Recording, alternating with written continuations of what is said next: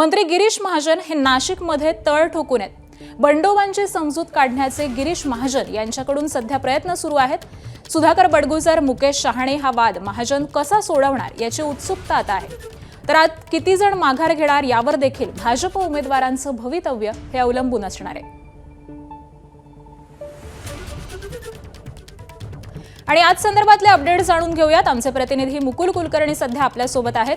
मुकुल, खरं तर नाशिकमध्ये बडगुजर शहाणे वाद हा विकोपाला गेलेला आहे, त्याबरोबरच इतरही काही कार्यकर्त्यांची नाराजी दिसते।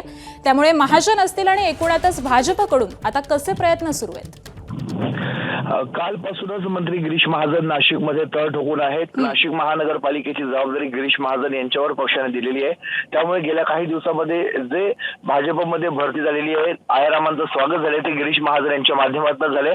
त्यामुळे कुठे ना कुठे आता बंडखोरीने डोकं वर काढलेले आणि आजचे शेवटचे 3 तास आहेत जे 11 ते 3 वाजेपर्यंत आपल्याला बंडखोरी ही रोखायची आहे। याच भावनेने गिरीश महाजन नाशिकमध्ये तळ ठोकून आहेत आणि सर्वात महत्त्वाचं म्हणजे प्रभाग क्रमांक 29 आणि प्रभाग क्रमांक 25 या 2 प्रभागामधला वाद कसा शमवायचा याकडे आता पक्षाचं लक्ष लागलेलं आहे। पक्षाची डोकेदुखी वाढलेली आहे। त्यामुळे मुकेश शहाणे असतील किंवा सुधाकर बडगुजर या दोघांशीही मंत्री गिरीश महाजन हे चर्चा करणार आहेत आणि या वादावर तोडगा काढणार आहेत। त्याच पद्धतीने नाशिकमध्ये इतर प्रभागांमध्ये भाजपच्या ज्या बंडखोरांनी बंडखोरी केलेली आहे ती शमवण्याचा प्रयत्न देखील गिरीश महाजन यांच्या माध्यमातून आज होणार आहे। अगदी धन्यवाद मुकुल या सविस्तर माहितीसाठी।